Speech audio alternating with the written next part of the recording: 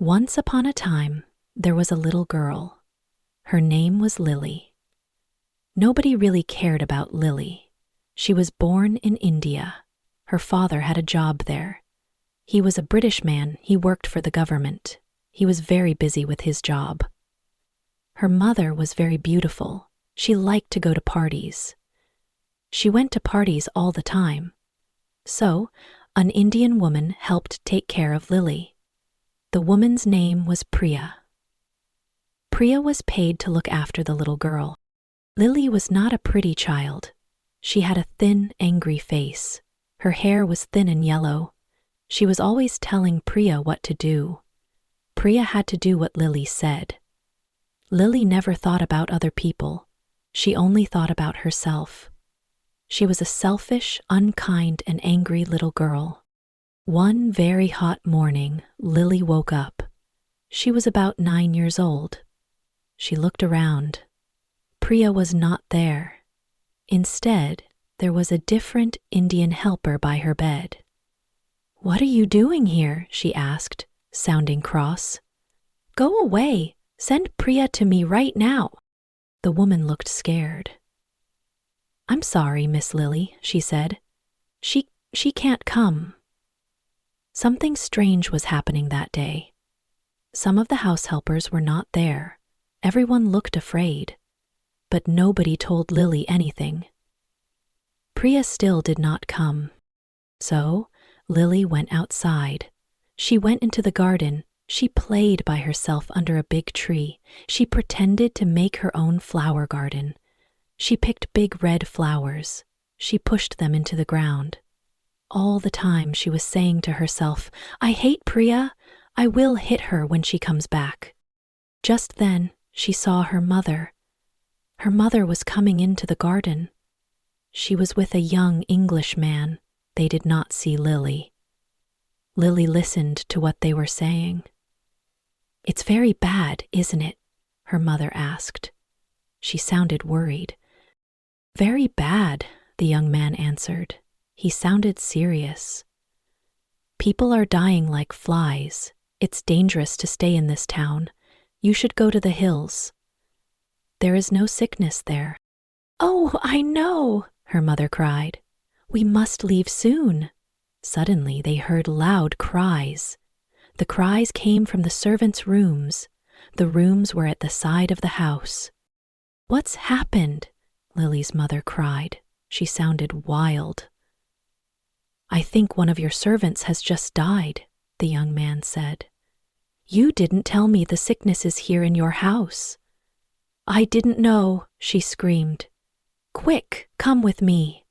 Together they ran into the house. Now Lily knew what was wrong. A terrible sickness had killed many people in the town. In all the houses, people were dying. In Lily's house, it was Priya who had just died. Later that day, 3 more servants died there. All through the night and the next day, people ran in and out of the house. They were shouting and crying. Nobody thought about Lily. She hid in her bedroom. She was frightened by the strange and terrible sounds. Sometimes she cried. Sometimes she sleeps. When she woke up the next day, the house was quiet. "Maybe the sickness has gone," she thought. "Maybe everyone is well again. I wonder who will take care of me instead of Priya. Why doesn't someone bring me some food? It's strange. The house is so quiet." But then she heard men's voices in the hall. "How sad," one man said. "That beautiful woman." "There was a child too, wasn't there?" said the other. "Although none of us ever saw her." Lily was standing in the middle of her room. A few minutes later, the 2 men opened the door. They jumped back in surprise. "My name is Lily Benson," she said. "I was asleep when everyone was ill. Now I'm hungry." "It's the child," said the older man. "The one nobody ever saw. They've all forgotten her," he said to the other man. "Why was I forgotten?" asked Lily, sounding angry. "Why has nobody come to take care of me?" The younger man looked at her. He looked very sad. Poor child, he said. You see, there's nobody left alive in the house, so nobody can come.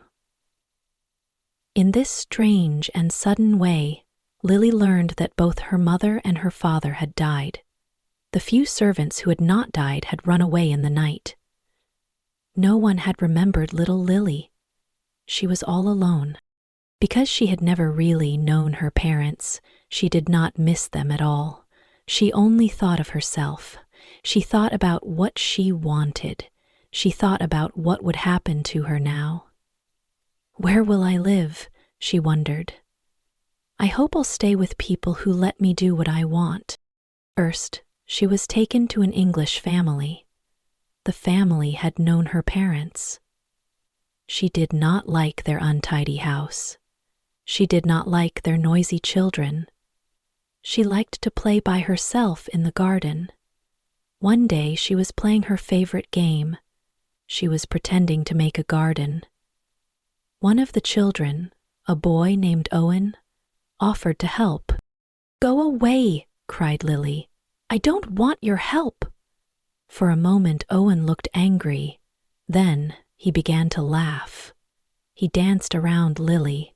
He sang a silly little song about Miss Lily and her silly flowers. This made Lily very angry. No one had ever laughed at her like that. No one had ever been so unkind. You're going home soon, said Owen, and we're all very happy you're leaving. I'm happy too, replied Lily. But where's home? You're silly if you don't know that, laughed Owen. England, of course. You're going to live with your uncle. His name is Mr. Samuel Stone. I've never heard of him, said Lily coldly. But I know about him, said Owen. I heard my father and mother talking. He lives in a big, lonely old house. He has no friends because he's so bad-tempered. He's got a crooked back, and he's horrid. I don't believe you, cried Lily. But the next day, Owen's parents told her it was true. She was going to live with her uncle in Yorkshire. Yorkshire is in the north of England. Lily looked bored and crossed. She did not say anything. After the long boat journey, she arrived in England. She was met in London by Mrs. Clara Hill. Mrs. Hill was Mr. Stone's housekeeper. Together, they traveled north by train.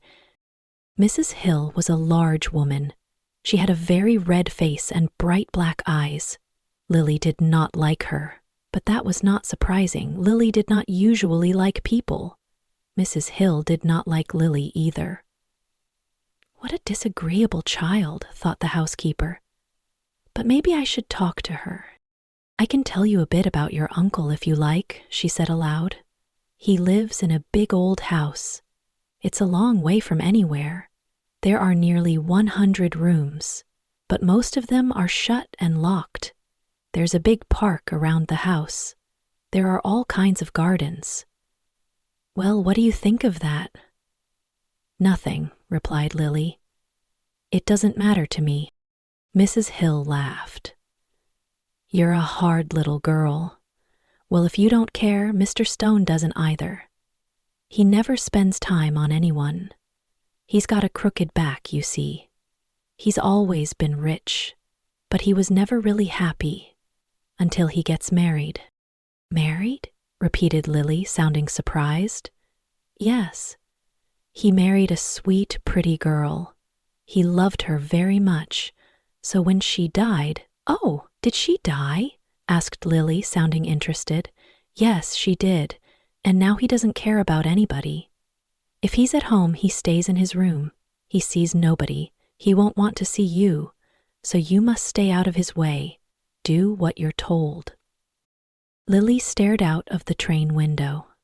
She looked at the gray sky and the rain. She was not looking forward to living at her uncle's house. The train journey lasted all day. It was dark when they arrived at the station. Then there was a long drive to get to the house. It was a cold, windy night. It was raining hard. After a while, Lily began to hear a strange, wild noise. She looked out of the window, but she could not see anything, only the darkness. "What's that noise?" she asked Mrs. Hill. It's not the sea, is it?" "No, that's the moor. It's the sound the wind makes. It blows across the moor." "What is a moor?"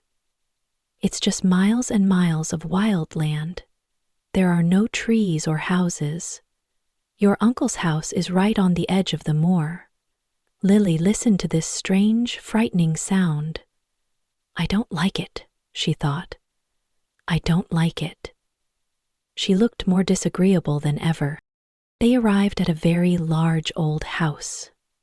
It looked dark and unfriendly from the outside. Inside, Lily looked around the big shadowy hall. She felt very small and lost. They went straight upstairs. Lily was shown to a room. There was a warm fire and food on the table. "This is your room," said Mrs. Hill. "Go to bed when you've had some supper. Remember, you must stay in your room. Mr. Stone doesn't want you to wander all over the house." When Lily woke up the next morning, she saw a young servant girl. The girl was cleaning the fireplace.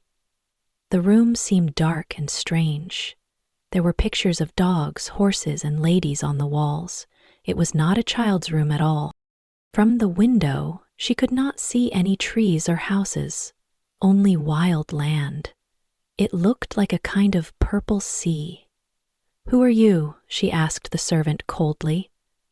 "Daisy, miss," answered the girl with a smile. "And what's that outside?" Lily continued. "That's the moor," smiled Daisy. "Do you like it?" "No," replied Lily immediately. "I hate it." "That's because you don't know it. You will like it."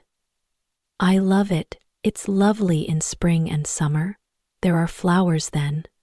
It always smells so sweet. The air is fresh. The birds sing so beautifully. I never want to leave the moor." Lily was feeling very bad-tempered. "You're a strange servant," she said. "In India, we don't have conversations with servants. We give orders and they obey." That's that. Daisy did not seem to mind Lily's crossness.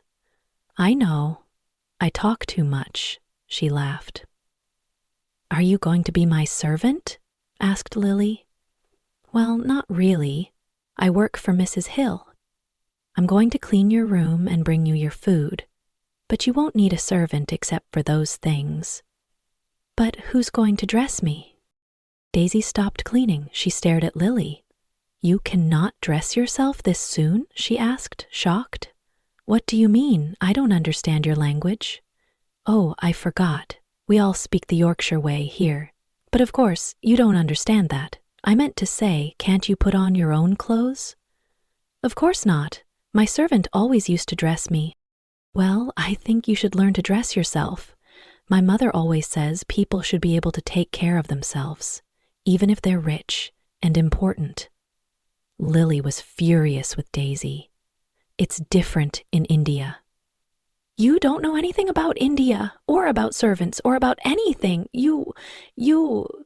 She could not explain what she meant. Suddenly, she felt very confused and lonely. She threw herself down on the bed. She started crying wildly. Now, don't cry like that," Daisy said gently. "I'm very sorry. You're right. I don't know anything about anything. Please stop crying, miss." She sounded kind and friendly. Lily began to feel better. Soon, she stopped crying. Daisy went on talking as she finished her cleaning. But Lily looked out of the window. She was bored. She pretended not to listen. "I've got 11 brothers and sisters, you know, miss. There's not much money in our house. They all eat so much food. Mother says it's the good fresh air on the moor that makes them so hungry. My brother Paul is always out on the moor. He's 12. He's got a horse which he rides sometimes." "Where did he get it?" asked Lily. She had always wanted an animal of her own, so she began to feel a little interested in Paul. "Oh, it's a wild horse, but he's a kind boy. Animals like him, you see." Now you must have your breakfast, miss. Here it is on the table. I don't want it, said Lily. I'm not hungry. What? Cried Daisy. My little brothers and sisters would eat all this in 5 minutes. Why don't you? Lily said coldly. Because they don't get enough to eat. That's why. They're always hungry.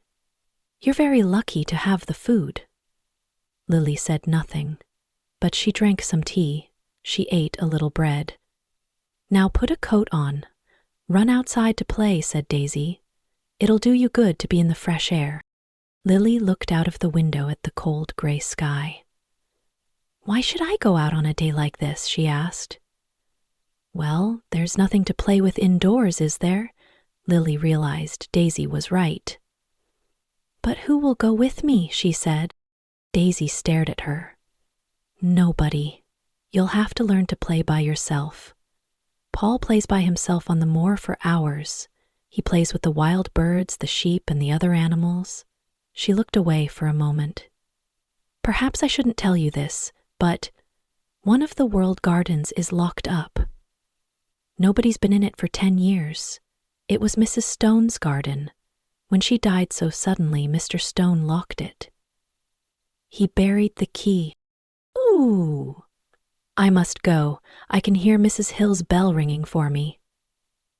Lily went downstairs. She wandered through the great, empty gardens.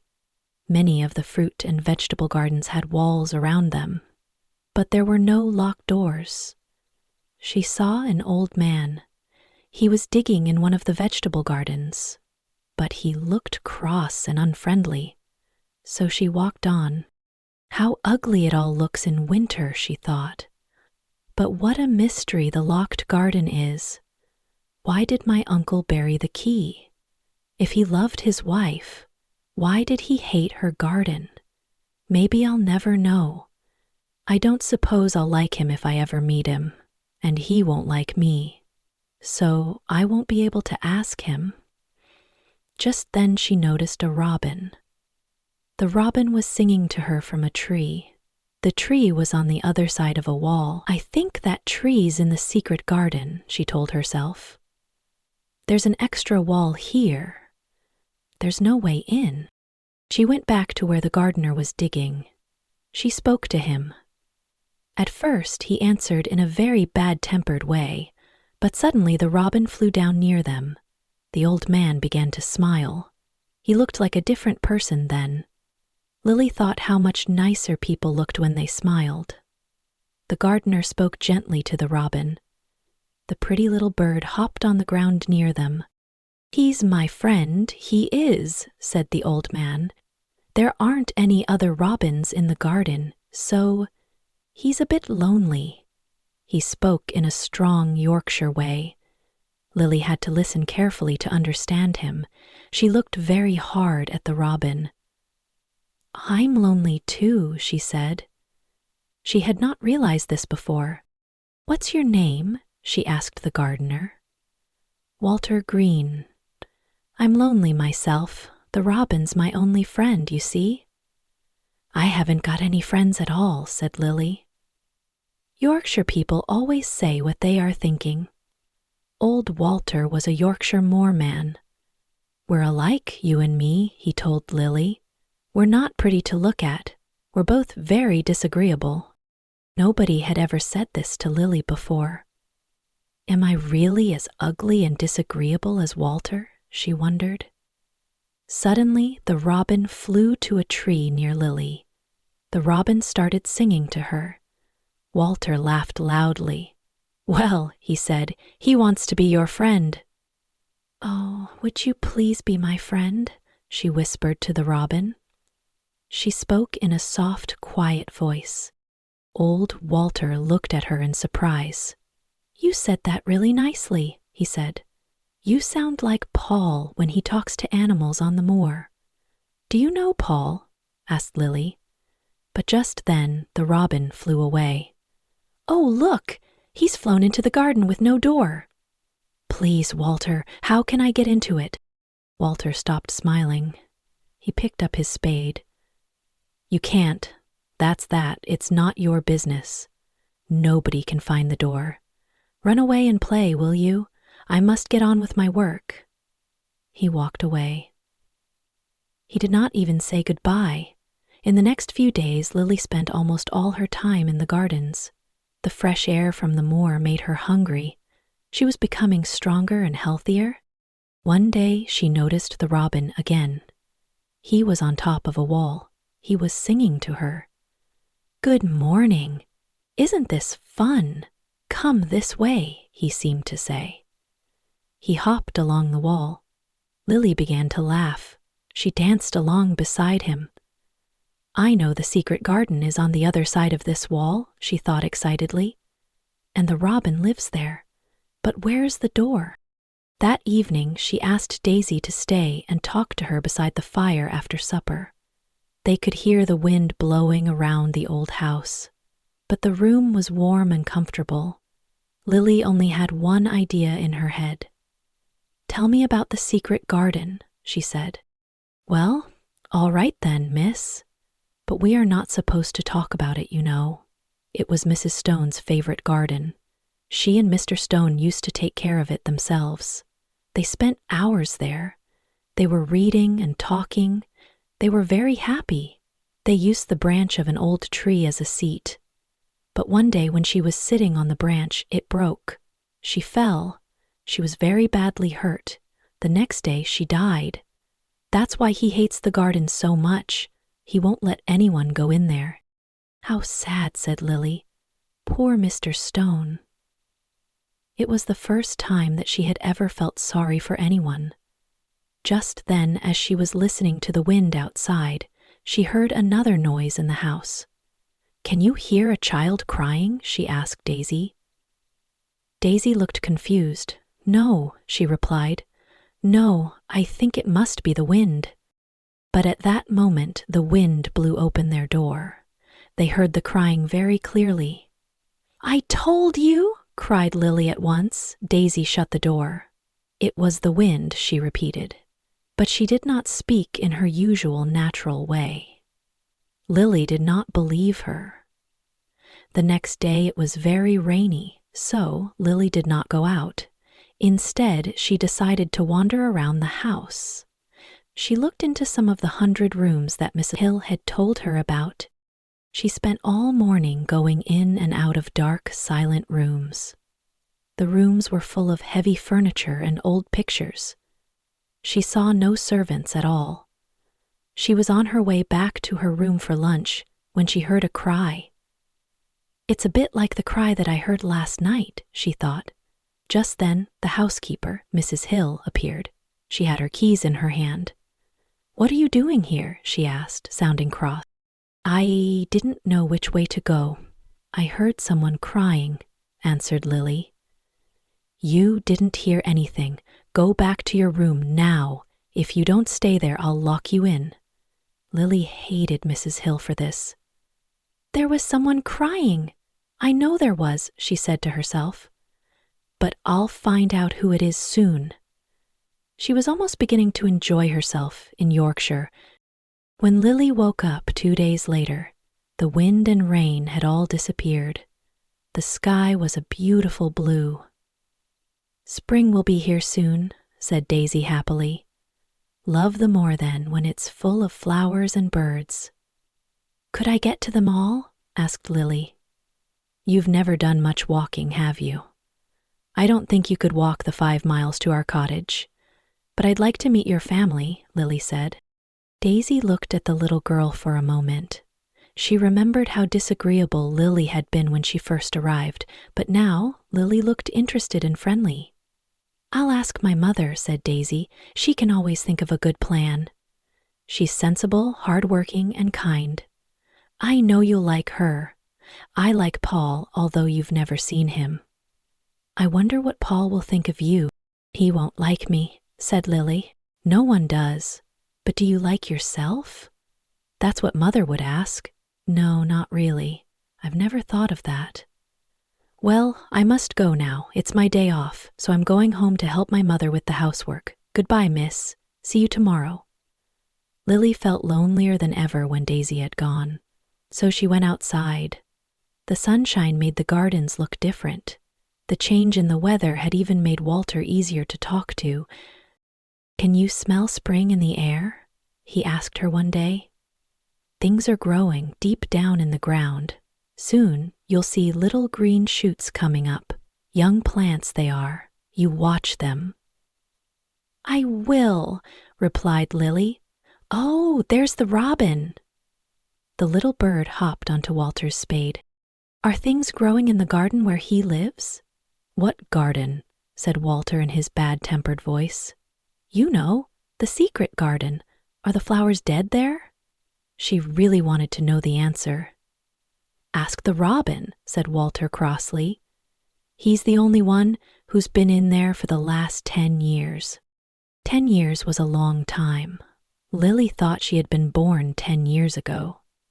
She walked away, thinking. She had begun to like the gardens, the robin, Daisy, Paul, and their mother. Before she came to Yorkshire, she had not loved anybody. She was walking beside the long wall of the secret garden. Then a most wonderful thing happened. She suddenly realized the robin was following her. She felt very pleased and excited by this. She cried out, "You like me, don't you? And I like you too." As he hopped along beside her, she hopped and sang too. She wanted to show him that she was his friend. Just then, he stopped at a place where a dog had dug a hole in the ground. As Lily looked at the hole, she noticed something. It was almost buried there. She put her hand in. She pulled it out. It was an old key. "Perhaps it's been buried for 10 years, she whispered to herself. "Perhaps it's the key to the secret garden." She looked at it for a long time. How lovely it would be to find the garden, to see what had happened to it in the last 10 years. I could play in it all by myself. Nobody would know I was there. She put the key safely in her pocket. The next morning, Daisy was back at Misselthwaite Manor. She told Lily all about her day with her family. "I really enjoyed myself. I helped my mother with a whole week's washing and baking. I told the children about you. They wanted to know about your servants, the ship that brought you to England, and everything." "I can tell you some more for next time," offered Lily. "They'd like to hear about riding on elephants and camels, wouldn't they?" "Oh, that would be kind of you, miss. And look, Mother has sent you a present." "A present?" repeated Lily. "How could a family of 14 hungry people give anyone a present?" "Mother bought it from a man who came to the door to sell things. She told me, 'Daisy, you brought me your pay like a good girl, and we need it all. But I'm going to buy something for that lonely child at the manor.' And she bought it, and here it is." It was a skipping rope. Lily stared at it. "What is it?" she asked. "Do they have skipping ropes in India?" "Well, this is how you use it. Just watch me." Daisy took the rope. She ran into the middle of the room. She counted up to 100 as she skipped. "That looks lovely," said Lily. "Your mother is very kind. Do you think I could ever skip like that?" "Just try," said Daisy. "Mother says it'll make you strong and healthy. Skip outside in the fresh air." Lily put her coat on. She took the skipping rope. As she was opening the door, she thought of something. She turned around. "Daisy, it was your money, really. Thank you." She never thanked people usually. She did not know how to do it. So she held out her hand. She knew that adults did that. Daisy shook her hand and laughed. "Here, you are a strange child, like an old woman. Now run away and play." The skipping rope was wonderful. Lily counted and skipped. She skipped and counted. Her face was hot and red. She was having more fun than she had ever had before. She skipped through the gardens. She found Walter. He was digging. He was talking to his robin. She wanted them both to see her skip. "Well," said Walter, "you're looking fine and healthy today. Go on skipping. It's good for you." Lily skipped all the way to the secret garden wall. There was the robin. He had followed her. Lily was very pleased. "You showed me where the key was yesterday," she laughed. "I've got it in my pocket, so you ought to show me the door today." The robin hopped onto an old climbing plant on the wall. He sang his most beautiful song. Suddenly, the wind made the plant move. Lily saw something under the dark green leaves. A thick, heavy plant was covering a door. Lily's heart was beating fast. Her hands were shaking. She pushed the leaves away. She found the keyhole. She took the key out of her pocket. It fitted the hole. Using both hands, she managed to unlock the door. Then she turned around. She wanted to see if anyone was watching, but there was no one. She pushed the door. It opened slowly. For the first time in 10 years, she walked quickly in. She shut the door behind her. At last, she was inside the secret garden. It was the loveliest, most exciting place she had ever seen. There were old rose trees everywhere. The walls were covered with climbing roses. She looked carefully at the gray branches. Were the roses still alive? Walter would know. She hoped they weren't all dead. But she was inside the wonderful garden. She was in a world of her own. It seemed very strange and silent. But she did not feel lonely at all. Then she noticed some small green shoots. They were coming up through the grass. So, something was growing in the garden after all. When she found a lot more shoots in different places, she decided they needed more air and light. So she began to pull out the thick grass around them. She worked away. She cleared the ground for 2 or 3 hours. She had to take her coat off because she got so hot. The robin hopped around. He was pleased to see someone gardening. She almost forgot about lunch. When she arrived back in her room, she was very hungry. She ate twice as much as usual. "Daisy," she said as she was eating, "I've been thinking. This is a big, lonely house. There isn't much for me to do. Do you think if I buy a little spade, I can make my own garden?" "That's just what Mother said," replied Daisy. "You'd enjoy digging. You'd enjoy watching plants grow. Paul can get you a spade and some seeds to plant if you like." "Oh, thank you, Daisy. I've got some money that Mrs. Hill gave me. Will you write and ask Paul to buy them for me?" "I will, and he'll bring them to you himself." "Oh, then I'll see him." Lily looked very excited. Then she remembered something. "I heard that cry in the house again, Daisy. It wasn't the wind this time. I've heard it 3 times now. Who is it?" Daisy looked uncomfortable. "You mustn't go wandering around the house, you know. Mr. Stone wouldn't like it. Now, I must go and help the others downstairs. I'll see you at tea time." As the door closed behind Daisy, Lily thought to herself, "This really is the strangest house that anyone ever lived in." Lily spent nearly a week working in the secret garden. Each day she found new shoots coming out of the ground. Soon there would be flowers everywhere. Thousands of them. It was an exciting game for her. When she was inside those beautiful old walls, no one knew where she was. During that week, she became more friendly with Walter. "What are your favorite flowers, Walter?" she asked him one day. "Roses. I used to work for a young lady. She loved roses, you see. She had a lot in her garden. That was 10 years ago, but she died. Very sad it was." "What happened to the roses?" asked Lily. "They were left there in the garden." "If rose branches look dry and gray, are they still alive?" asked Lily. It was so important to know. "In the spring, they'll show green shoots. Then—" "But why are you so interested in roses?" he asked. Lily's face went red. "I just wanted to pretend I've got a garden. I haven't got anyone to play with." "Well, that's true," said Walter. He seemed to feel sorry for her. Lily decided she liked old Walter, although he was sometimes bad-tempered. She skipped along. She went into the woods at the end of the gardens. Suddenly, she heard a strange noise. There, in front of her, was a boy. He was sitting under a tree. He was playing on a wooden pipe. He was about 12. He had a healthy red face and bright blue eyes. There was a squirrel and a crow in the tree. 2 rabbits were sitting on the grass near him.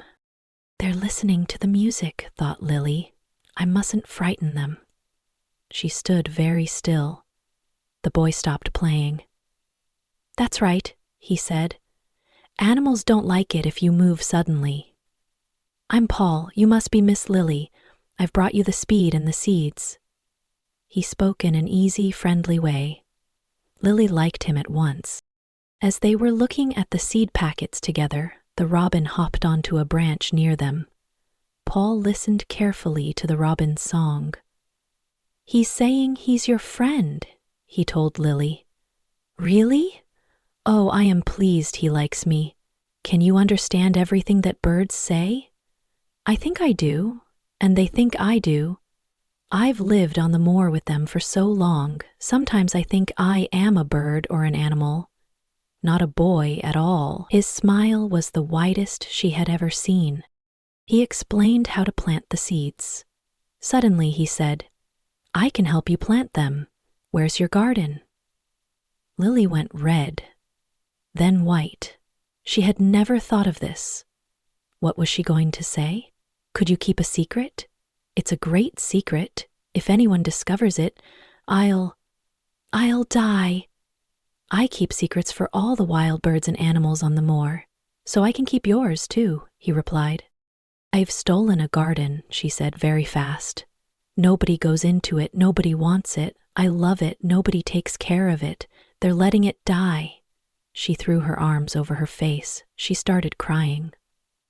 "Don't cry," said Paul gently. "Where is it? Come with me and I'll show you," said Miss Lily. They went to the secret garden. They entered it together. Paul walked around. He looked at everything.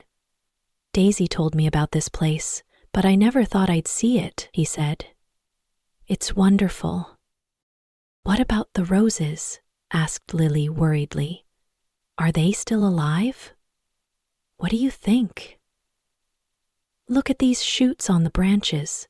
Most of them are alive, all right." He took out his knife. He cut away some of the dead wood from the rose trees. Lily showed him the work she had done in the garden. They talked as they cut and cleared. "Paul," said Lily suddenly, "I like you. I never thought I'd like as many as 5 people." "Only 5, laughed Paul. He did look funny when he laughed, though, Lily. "Yes, your mother, Daisy, the robin, Walter, and you." Then she asked him a question in Yorkshire dialect because that was his language. "Does Thu like me?" was her question. "Of course I do, the wonderfulest," replied Paul. He had a big smile on his round face. Lily had never been so happy. When she went back to the house for her lunch, she told Daisy about Paul's visit. "I've got news for you too," said Daisy. "Mr. Stone's come home. He wants to see you. He's going away again tomorrow for several months." "Oh," said Lily. That was good news. She would have all summer in the secret garden before he came back. But she must be careful. He mustn't guess her secret. Just then Mrs. Hill arrived. She was wearing her best black dress. She was going to take Lily down to Mr. Stone's room. Lily's uncle had black hair with some white in it. He had high, crooked shoulders. His face was not ugly, but it was very sad. During their conversation, he watched her in a worried way. Perhaps he was thinking of other things. He looked at the thin child. "Are you well?" he asked. Lily tried to keep her voice calm. She replied, "I am getting stronger and healthier. What do you want to do in this big, empty house?" "I just want to play outside. I enjoy that." "Yes, Daisy's mother, Bessie Green, spoke to me the other day. She's a sensible woman. She said you needed fresh air." "But where do you play?" "Everywhere. I just skip. I run. I look for green shoots. I don't damage anything. Don't look so frightened. Of course a child like you couldn't damage anything.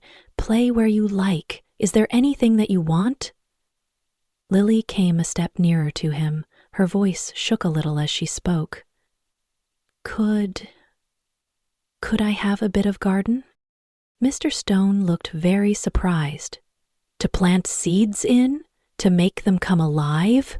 Lily went on bravely. "It was too hot in India, so I was always ill and tired there. But here it's different. I love the garden." He passed a hand quickly over his eyes. Then he looked kindly at Lily. "I knew someone once who loved growing things like you. Yes, child, take as much of the garden as you want." He smiled gently at her. "Now, leave me. I'm very tired." Lily ran all the way back to her room.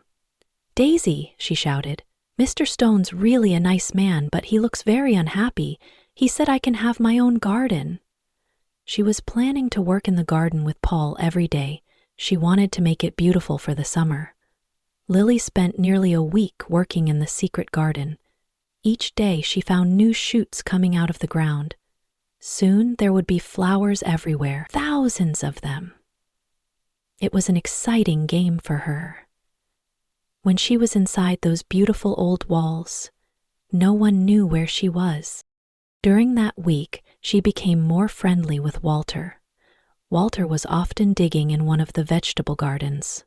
"What are your favorite flowers, Walter?" she asked him one day. "Roses. I used to work for a young lady. She loved roses, you see. She had a lot in her garden. That was 10 years ago, but she died. Very sad it was." "What happened to the roses?" asked Lily. "They were left there in the garden." "If rose branches look dry and gray, are they still alive?" asked Lily. It was so important to know. "In the spring they'll show green shoots. Then, but why are you so interested in roses?" he asked. Lily's face went red. "I just wanted to pretend I've got a garden. I haven't got anyone to play with." "Well, that's true," said Walter. He seemed to feel sorry for her. Lily decided she liked old Walter, although he was sometimes bad-tempered. She skipped along. She went into the woods at the end of the gardens. Suddenly she heard a strange noise. There, in front of her, was a boy. He was sitting under a tree. He was playing on a wooden pipe. He was about 12. He had a healthy red face and bright blue eyes. There was a squirrel and a crow in the tree. 2 rabbits were sitting on the grass near him. "They're listening to the music," thought Lily. "I mustn't frighten them." She stood very still. The boy stopped playing. "That's right," he said. "Animals don't like it if you move suddenly. I'm Paul. You must be Miss Lily. I've brought you the speed and the seeds." He spoke in an easy, friendly way. Lily liked him at once. As they were looking at the seed packets together, the robin hopped onto a branch near them. Paul listened carefully to the robin's song. "He's saying he's your friend," he told Lily. "Really? Oh, I am pleased he likes me. Can you understand everything that birds say?" "I think I do. And they think I do. I've lived on the moor with them for so long. Sometimes I think I am a bird or an animal, not a boy at all." His smile was the widest she had ever seen. He explained how to plant the seeds.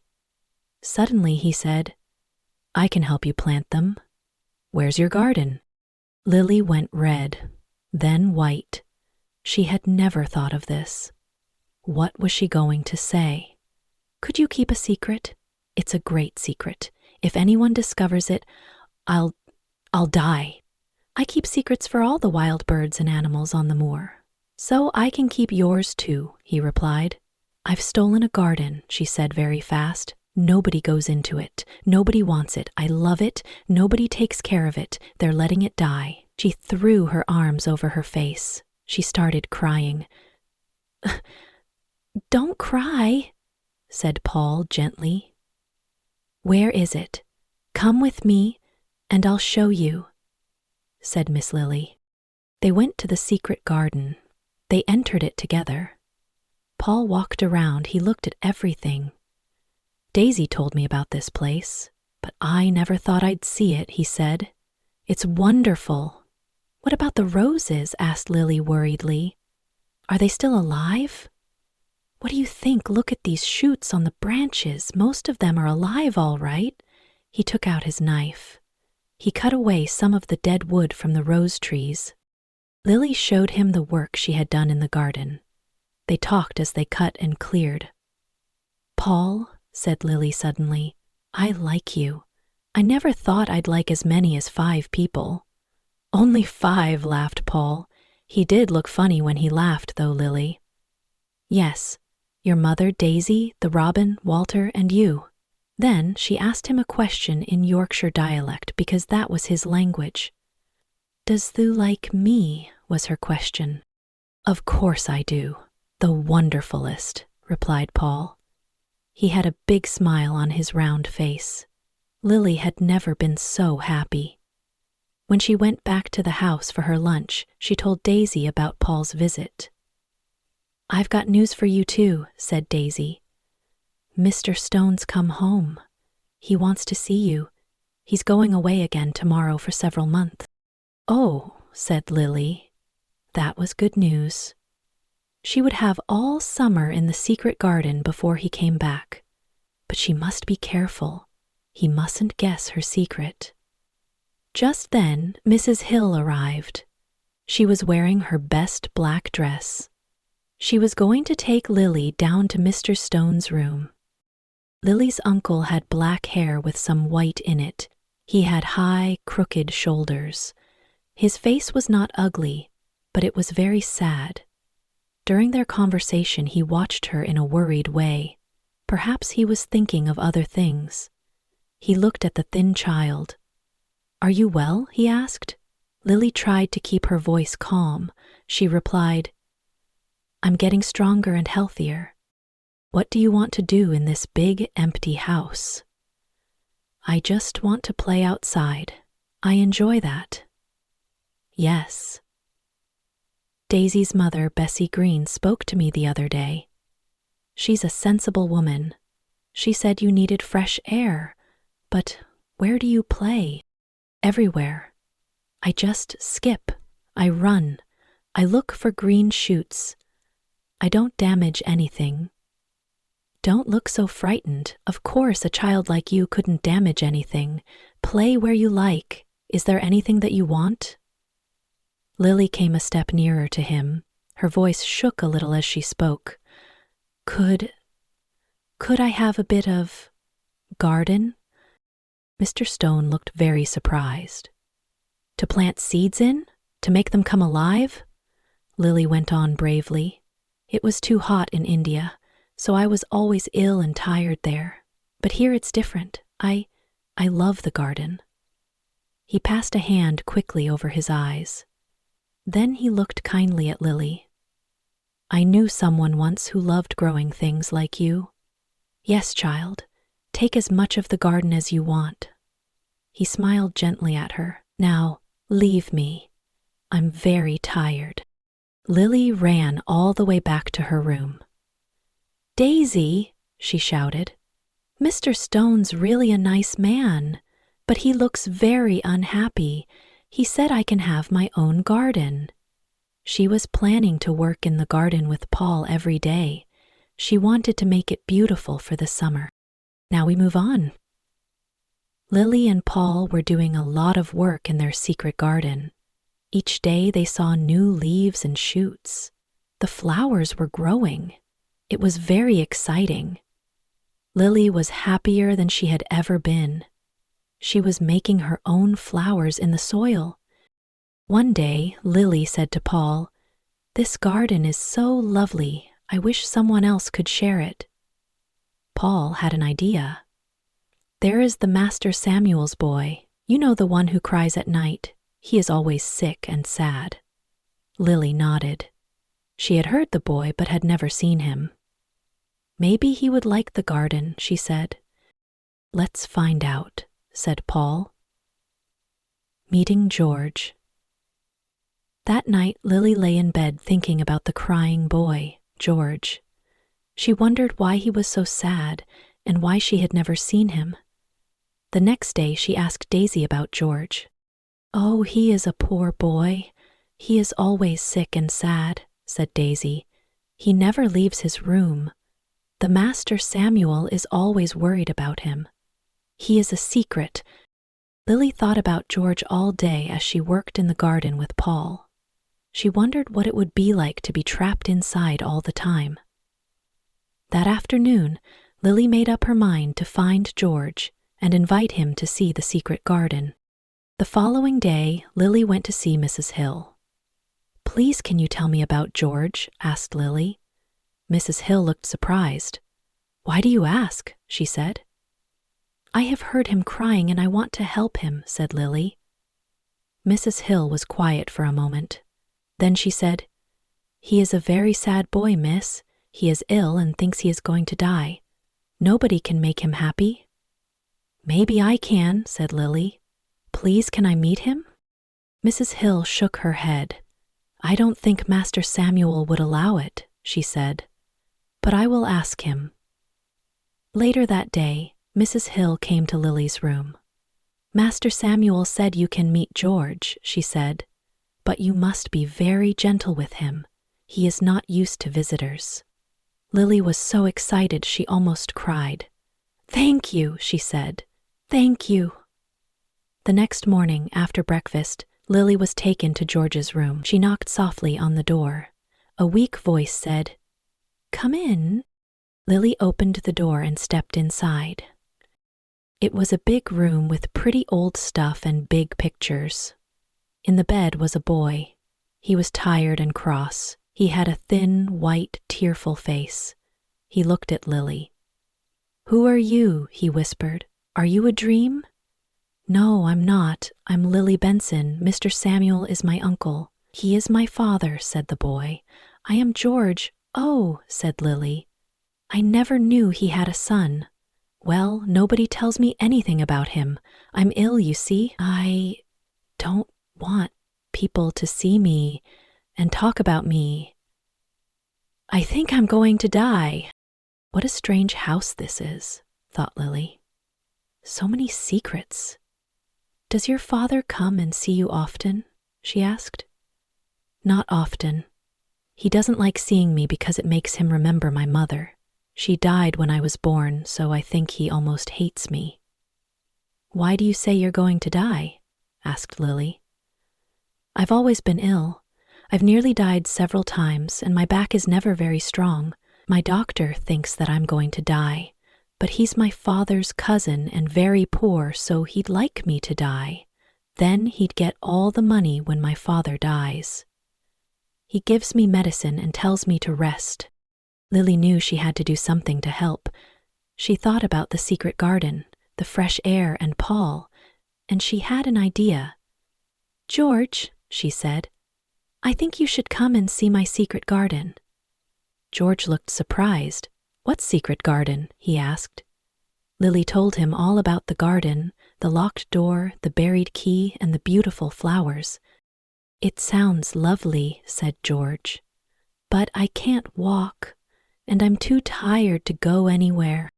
Paul can help you, said Lily. He is very strong. I'm sure that he can help you outside if you want to, George. George thought about it for a moment. Then he said, All right. So, the next day, Lily told Paul about George and his poor condition. She wanted to ask if he could assist them when outside in the secret garden. He was happy to assist.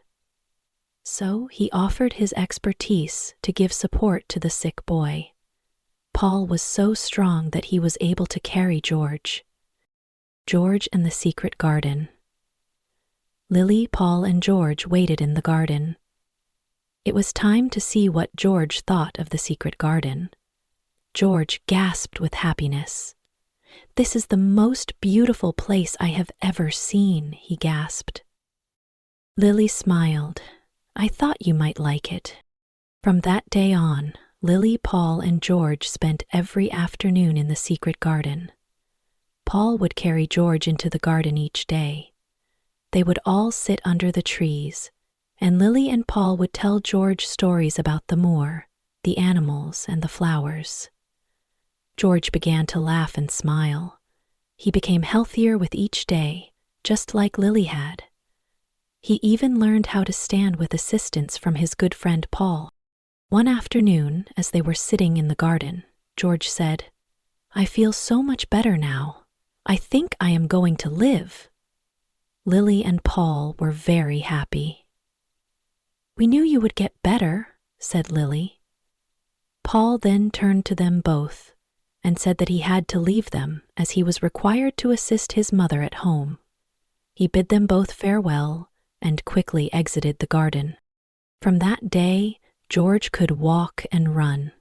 Lily assisted as well. They started to play games and run around the garden. They were so happy to play in the sunshine. One day George said, "Now that I can walk better, maybe we should show my father. He will be so happy to see me."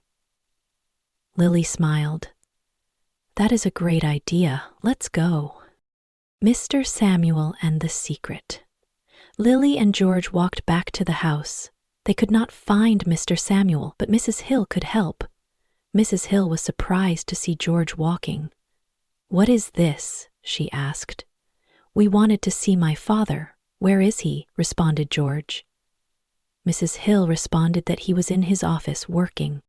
Mr. Samuel looked up, surprised as the pair walked in. George walked in front, smiling proudly. Mr. Samuel was so surprised, he could not believe his eyes. His son could walk. His son was smiling. His son was happy. The happiness rushed through Mr. Samuel. He thought of his wife. She was looking down on him. "Father," said George, "it was the secret garden and Lily and Paul. They have made me better." Mr. Samuel embraced his son and looked at Lily with tears in his eyes. "Thank you," he said. "Thank you." From that day on, Mr. Samuel began to visit the secret garden with Lily and George. He started to smile again. He was not so sad. They spent many happy hours together. The secret garden had brought them back to life. The conclusion. Spring turned into summer. The roses in the garden were blooming. The garden was filled with love and laughter. Mr. Samuel spent less time at work and more time with his son and Lily in the garden. One evening, Lily said, "I am not an angry girl anymore. The kindness from the garden and friends have made me content." George smiled to himself. He thought for sure with his friends and father he would enjoy a long and happy life. That summer, Mr. Samuel took Lily and George to the seaside. It was the best summer anyone could remember. Mrs. Hill continued to oversee the house, but Walter Green no longer needed employment. Mr. Samuel said he was free to enjoy the garden as if it were his own. Walter almost cried.